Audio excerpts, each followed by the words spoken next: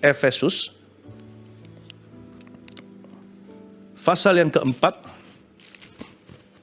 Efesus 4, ayat yang ke-29 sampai 31, saya bacakan dulu. Hal-hal yang mendukakan Roh Kudus, Anda bisa tulis tema itu. Ya.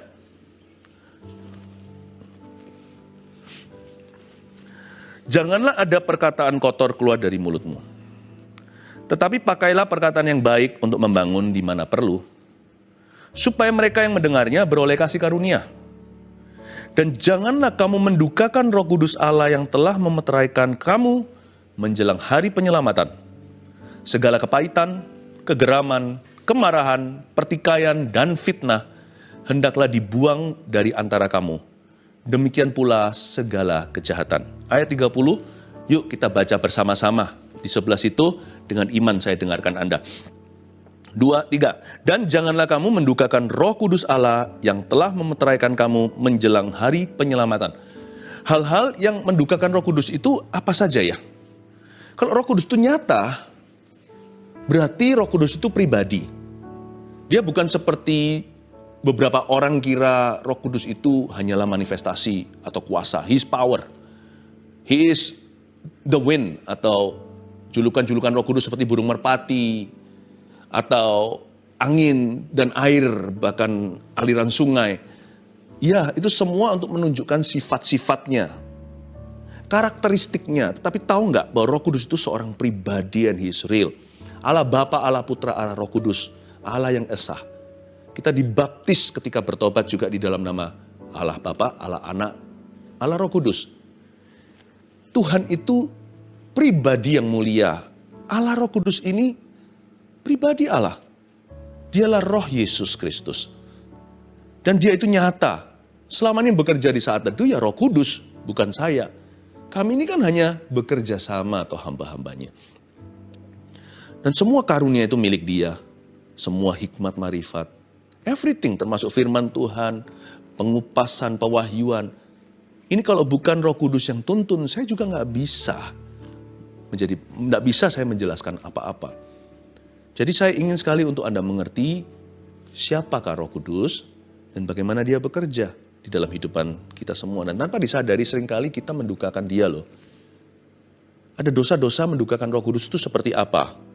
Nah, saya akan berikan beberapa contoh ya. Dan kita baca tadi kan juga ada perkataan, ada perbuatan. Di ayat 29 tadi, jangan ada perkataan kotor keluar dari mulutmu. Jadi perkataan yang sembrono juga bisa menjadi sandungan. Bukan hanya memberikan batu sandungan buat orang lain, kita bisa melukai Roh Kudus. Lalu kegeraman, kepahitan di ayat 31, kemarahan, pertikaian, fitnah, semua itu. Nah, coba saya kasih 3 saja kategori untuk Anda dan saya hati-hati. Dosa-dosa ini atau hal-hal ini bisa mendukakan hatinya. Yang pertama, tidak bersekutu dengannya. Itu, tidak bersekutu dengannya. Apalagi kalau ada dorongan yang kuat. Roh Kudus itu, karena Dia seorang pribadi dan Dia bergerak, Dia itu nyata. Jadi sama dengan teman kita atau saudara atau keluarga. Spontanitas itu ada. Kalau robot semua sudah systemized. Ya, kalau program itu semua kan sudah diprogramkan. Kalau a person atau seorang pribadi itu kan punya perasaan. Jadi Roh Kudus itu bermitra dengan anak-anak Tuhan. Dan Dia itu ingin melatih kita semakin peka, dan Dia itu akan menuntun kita ke dalam segala kebenaran. Dan Dia punya tugas dan tanggung jawab untuk Anda dan saya. Dan dalam menjalankan menjalankan panggilan hidup kita itu, Roh Kudus itu bukan hanya menuntun kita kepada kebenaran, tapi seperti kisah para rasul, Dia menuntun para rasul-rasul itu ke tempat untuk ketemu orang sesuai dengan kehendaknya. Barang siapa dituntun oleh Roh Allah, dia adalah anak-anak Allah, Roma 8 katakan. Nah, sekarang saya ingin untuk menjelaskan pada Anda, ada waktunya Dia tidak ingin menuntun Anda kemana-mana. Dia hanya rindu bersekutu denganmu. Karena Dia seorang pribadi, our God is very personal, you see. Dia itu rindu bersekutu dengan anak-anaknya. Dia bersekutu dengan hamba-hambanya.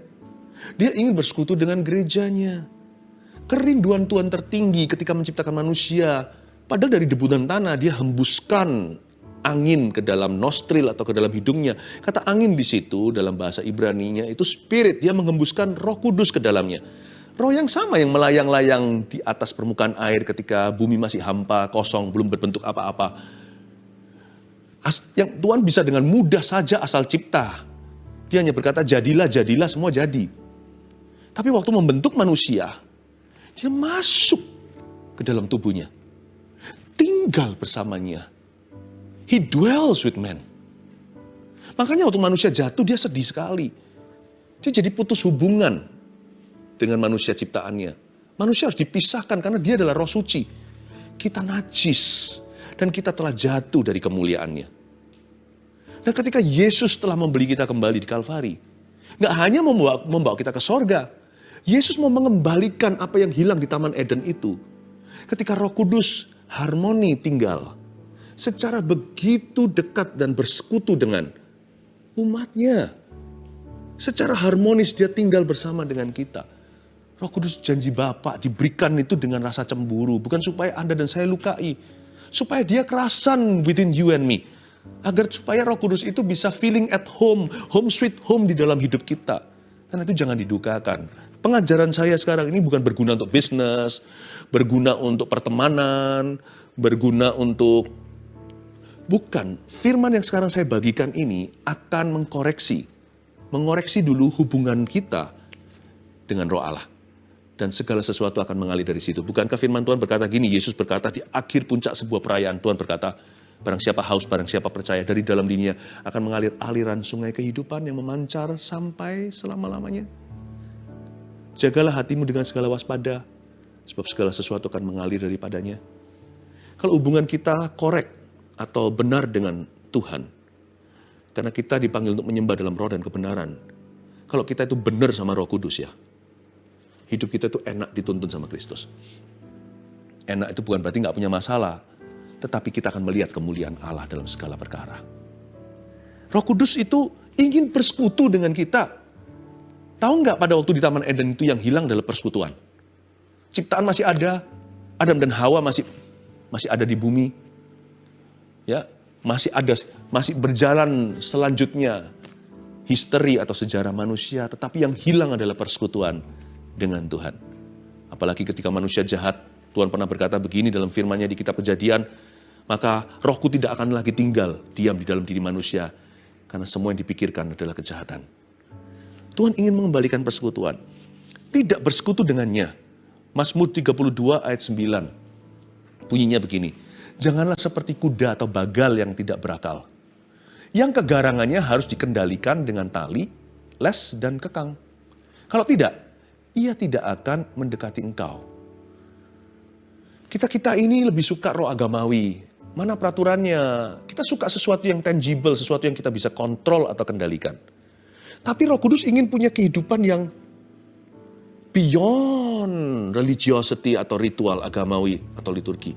Roh Kudus ingin punya hubungan yang real, yang nyata. Dan dia ingin bersekutu dengan kita. Makanya itu jangan malas untuk masuk hadirat Allah. Janganlah kita malas-malasan untuk menyembah. Karena menyembah itu salah satu fasilitas yang Tuhan berikan untuk kita itu naik. Mendekati tahta Allah karena dia bertahta di atas pujian umatnya. Jangan lupa membaca Alkitab. Jangan baca Alkitab seperti orang Farisi dengan ragi hati. Yang ingin sok tahu, sok pintar dan memakai ini untuk membunuh karakter orang lain. Atau untuk menghakimi. Pakailah Alkitab ini sebagai tangga Yakub. Untuk increase your intimacy. Untuk meningkatkan keintimanmu dengan Tuhan. Pakailah firman ini haus lapar seperti bayi dulu yang rindu susu. Waktu kita baca Alkitab ini, read for you. Of course, I don't read for me only. Saya nggak baca untuk diri saya sendiri sebab saya sekarang adalah pengajar umat. Saya gembala sidang. Dan saya juga pernah sekali lucu waktu di luar sana ketemu sama satu orang menyapa saya. Ini gembala saat teduh saya. Saya dapat satu gelar baru, gembala saat teduh. What an honor sih, suatu kehormatan. I don't read the Bible for me only. Saya tidak membaca untuk saya sendiri, saya baca juga untuk Anda. Tapi yang paling pertama yang utama, kita semua sama. Kita harus membaca ini untuk diri kita, karena kita haus dan lapar akan kebenaran. Dan Yesus berkata, orang yang haus lapar demikian akan dipuaskan. Itu dulu. Hubungan kita dipuaskan dengan Roh Kudus karena kita dipanggil sebagai penyembah dalam roh dan kebenaran. Jangan seperti kuda atau bagal yang nggak berakal. Kalau nggak ada masalah, kalau nggak dipecut dulu dengan keadaan, kalau nggak desperado terpaksa, kalau sudah nggak terhimpit dengan sebuah persoalan yang tidak bisa terpecahkan. Kalau nggak dikendalikan dengan tali les dan kekang lah istilahnya, kalau kuda itu nggak dipecutin gitu, itu nggak datang atau nggak maju, kita juga nggak akan mendekati Tuhan. Ada orang tanya sama saya, Pastor Philip, rahasianya apa sih untuk dipakai Tuhan? Simple ya, meresponi. Saya ini nggak punya secret recipe seperti banyak orang kira. Wah itu pasti gimana puasanya, doanya. Enggak sih, simple aja sih. Cuman saya responi aja. Saya tahu bahwa every day, setiap hari, prioritas kesatu dalam kekristenan saya atau dalam iman Kristiani saya adalah bersekutu dengan Roh Kudus. Dalam hadirat dan firman-Nya. Itu nomor 1, number 1. Sekarang ketambahan Rabu Sabtu. Kalau Minggu sudah dari dulu saya cinta jemaat Gereja Mawar Sharon yang kami gembalakan. Every day your top priority should be to fellowship with Him. Ku ingin selalu bersekutu denganmu, menikmati hadiratmu, biarkan Roh-Mu tinggal dalam hidupku. Sungguh indah bersamamu, ku ingin selalu bersekutu denganmu, menikmati hadiratmu, biarkan Roh-Mu tinggal dalam hidupku. Sungguh indah bersamamu selamanya. Tapi Pastor Philip, saya bukan orang yang romantis, saya ini kaku, saya nggak bisa seperti pastor, kalau menyembah itu begitu manis. Saya juga nggak loh, percaya nggak? Saya ini orang yang kaku, I'm sorry, I love you, don't exist in my vocabulary. Lebih tepatnya, did not exist, dulu sih. Tapi karena Roh Kudus itu romantis, lebih dari sentimental sih, yang dia inginkan adalah ketaatan. Jadi jangan hanya kita itu merasa lalu sudah cukup sampai sana. Nggak mungkin. Kalau kita cinta sama Tuhan, pasti berujung ketaatan. Pasti ujungnya buah. Tuhan nggak cari pohonnya. Namun demikian, orang seringkali besarkan buahnya. Buah nggak ada kalau nggak ada pohonnya dulu. Nggak akan ada ketaatan kalau nggak ada cinta dulu. Nggak akan ada keberanian atau buah kalau tidak ada ekspresi terlebih dahulu. Karena itu saya tidak pernah malu untuk nangis di hadirat Tuhan, untuk merasakan hadiratnya. Saya tidak seperti orang Farisi. Saya nggak mau jadi orang yang sok pintar. Akal budi saya pakai. Tapi saya juga menyembah Dia dalam roh dan hati. Dia tuh romantis, Roh Kudus itu. Makanya saya jadi berubah seperti itu. Lama-lama setelah 29 tahun saya kenal Dia hari ini. Dari tahun 1992. Akhirnya saya yang berubah. Jangan harapkan Dia yang berubah menjadi seperti dirimu. Dirimu dan diriku yang berubah menjadi seperti Dia. Roh Kudus itu pengaruh. Dia nggak dipengaruhi. Kalau dia sedang ingin bersekutu dengan kita, apalagi kalau ada dorongan yang kuat, nggak peduli kalau itu jam 3 pagi. Nggak peduli kalau subuh. Nggak peduli di waktu-waktu di luar jam saat teduh yang sudah saya genapi. Saya pasti akan menyingkir. Saya pasti akan bersekutu dengan Dia secara pribadi. Entah di mana. Tapi Roh Kudus itu juga tertib sih. Nggak mungkin kita tiba-tiba di mana gitu, lalu kita jadi aneh, ya enggak. Roh Kudus itu tahu diri. Jadi kalau kita lagi menyendiri gitu, kalau Dia bersekutu dengan kita, itu taati, itu ikuti. Nanti pasti ada sesuatu pewahyuan yang Tuhan mau berikan. Dan nanti time-nya berbeda, waktunya sudah beda hasilnya. Kalau saya ikuti gitu ya, asal sudah connect nih ceritanya, Roh Kudus bisa aja bilang setelah itu, udah kembalilah. Kembalilah ke kegiatanmu, atau kembalilah ke perkumpulanmu. Mungkin waktu itu sedang berlibur atau bersama dengan orang banyak. Nggak mungkin Tuhan culik kita. Lalu biarkan kita jadi orang yang aneh atau jadi batu sandungan buat orang lain atau yang unreasonable yang nggak masuk akal. Enggak sih. Roh Kudus itu tertib. Tapi kalau Dia ada mau, ikuti. Karena suatu hari saya dulu juga pernah, saya nggak nurut. Saya digerakkan banget untuk doa. Saya berkata nanti saja. Biasa kan? Selalu nanti saja, selalu ada waktu. Nanti waktu saya sungguhan ada waktu, saya masuk hadirat Allah itu rasa kering loh. Ini bukan soal feeling. Saya rasa kayak ayo ngomong dong gitu. Ayo bicara dong. Ayo tadi panggil saya tuh untuk apa sejam lalu. Saya digerakkan itu apa yang menjadi kehendak-Mu. Ini aku menunggu. Nggak bicara lagi. Lalu kejadian demi kejadian, oh saya ngerti ternyata Tuhan hendak mempersiapkan saya di menit detik tersebut.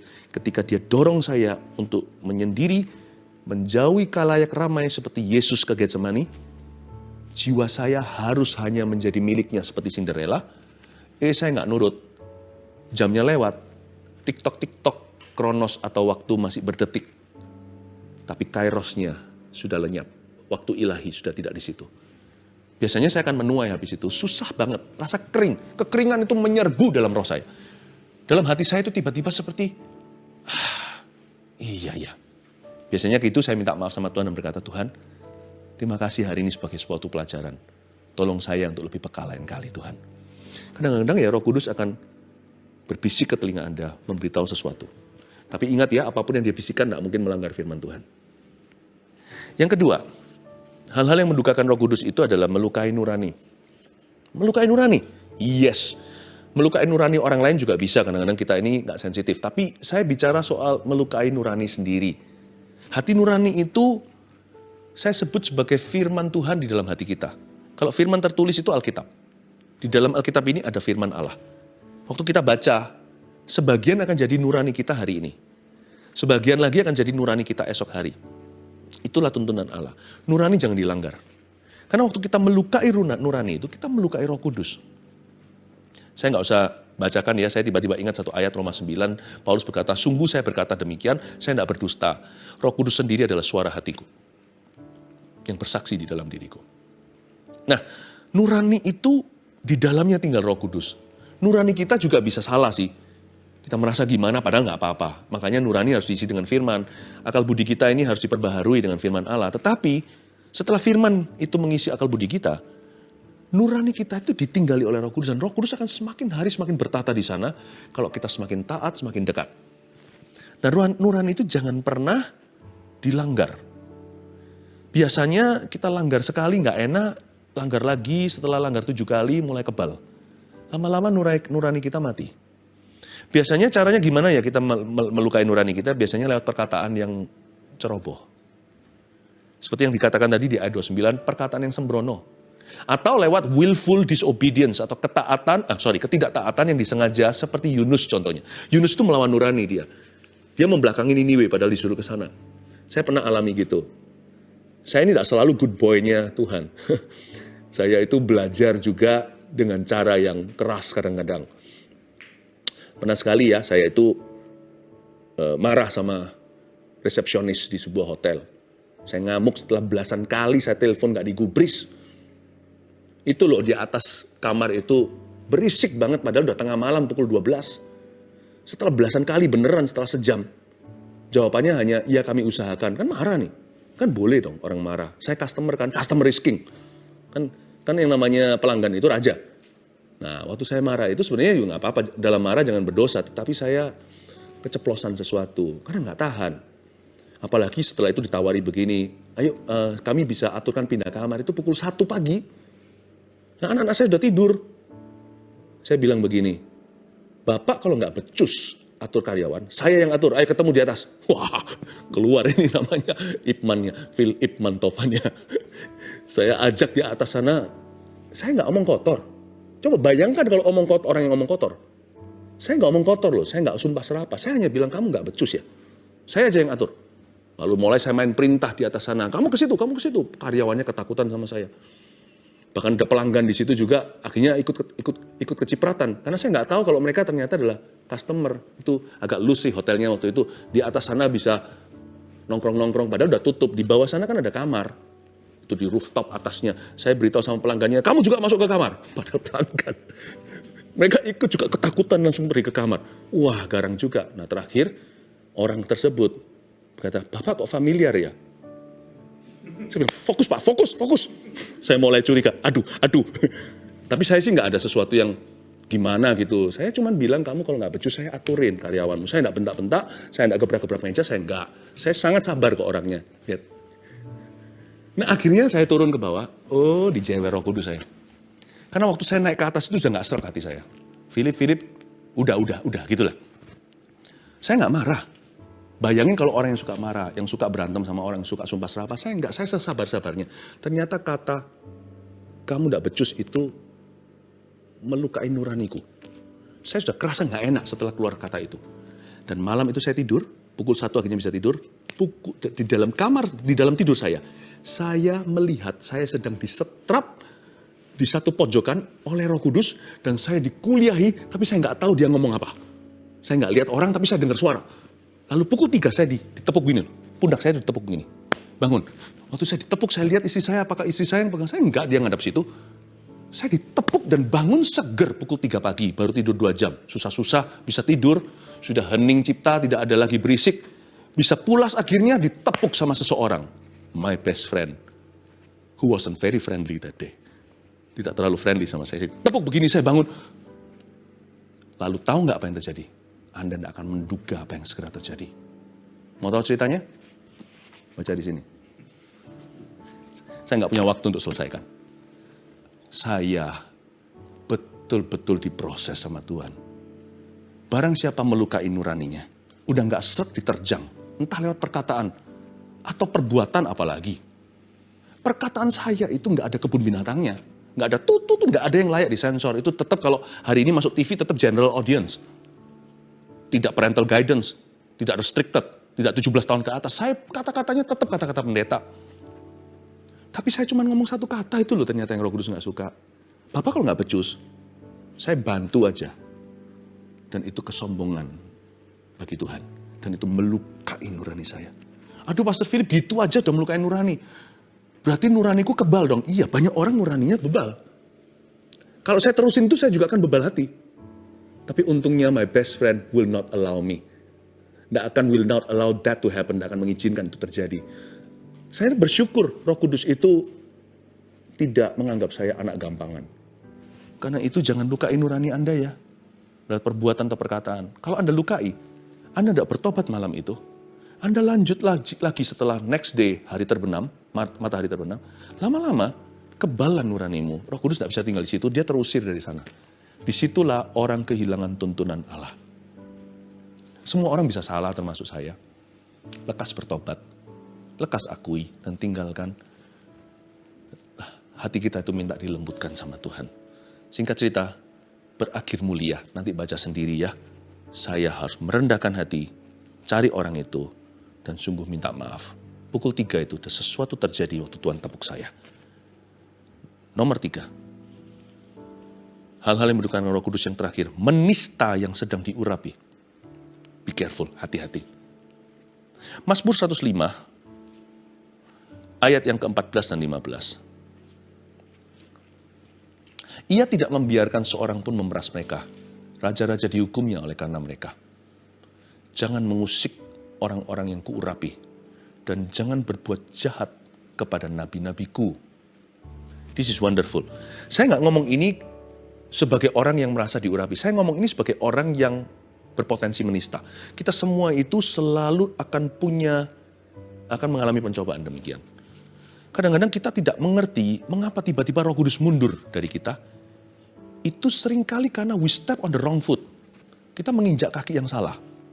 Kenapa Roh Kudus mundur dari Saul? Karena ketidaktaatannya? Betul. Tapi kenapa Roh Kudus terus mundur? Karena dia menista Daud.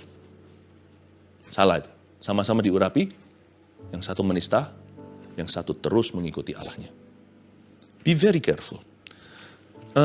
Kalau contohnya itu bisa saja bicara tentang seorang individu atau manusia, atau bisa bicara tentang sebuah event atau sebuah kejadian, atau bisa bicara bisa saja tentang sebuah institusi atau the body of something. Tapi kalau yang kita injak itu adalah kaki orang yang benar, Tuhan biasanya akan mengingatkan sih. Nah biasanya juga banyak sekali komplikasi dari dosa iri. Orang iri hati itu macam-macam nanti komplikasinya atau manifestasinya. Kalau saya melihat ada waktunya, saya menjadi the man of the hour, menjadi orang yang Tuhan pilih untuk jam itu.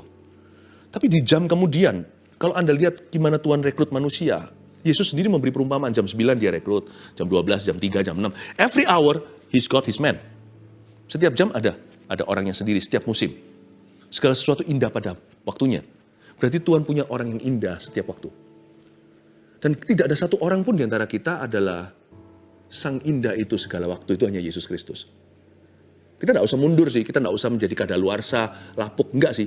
Kita ini dijanjiin sama Tuhan, kalau kita itu mau ngikut sama Roh Kudus, kita akan dipindah dari kemuliaan pada kemuliaan yang lebih besar, from glory to greater glory. Namun demikian, saya kasih contoh ya, sebagai pengkhotbah contohnya, pengkhotbah. Ketika saya berkhotbah, sebuah konferensi contohnya, kalau ini pengkhotbah ya, terapkan sendiri di dalam duniamu. Lalu saya dipakai Tuhan nih, di sesi 1. Sesi 2 muncul satu orang lagi, entah itu pembicara tamu atau in-house dari dalam, dia dipakai Tuhan lebih dari saya. Di jam tersebut, jam 12-nya, saya jam 9 tadi. Hati-hati, don't say something against orang itu. Kalau dia dipakai Tuhan, kecuali kita punya keberatan yang sah, jikalau tidak ada, jangan mencari-carinya. Karena ketika Tuhan memakai seseorang, siapa yang diurapi dan dipakainya, entah itu event atau kejadian, entah itu the body of something atau institusi, Allah punya urapan masih di situ. Masih di sana. Anything you speak against God, not man. Ketika Anda bicara sesuatu melawan, Anda bicara lawan Tuhan, bukan lawan orang. Karena ketika kita bicara sesuatu yang Tuhan sedang pakai, kecuali memang ada keberatan jelas berupa moral, prinsipil. Kalau enggak, hati itu tahu kok nggak serk. Nomor 2, nurani kita lukai, kita langgar, kita tahu kita yang nggak benar. Cuman kita terlalu gengsi, kita ngomong sesuatu, gitu aja kok gaya. Atau kita bisa ngomong sesuatu, enggak lah, nggak seperti orang lain seolah-olah mengeluhkan kejadian itu. Kita mencoba untuk merendahkan, itu banyak, dari dulu sudah ada. Dan kita berada di posisi resisting the Holy Spirit, menentang Roh Kudus. Disitulah you step on the wrong foot. Saya harus serba hati-hati. I'm always careful yang kayak gitu. Kadang-kadang orang-orang di bawah saya, junior-junior saya, yang tiba-tiba bersinar terang di dalam gereja, di antara umat manusia. Dan saya selalu berada di situ dan berkata, thank you Jesus for him. Thank you Jesus for him. Padahal saya adalah seorang pemimpin yang secure, yang aman.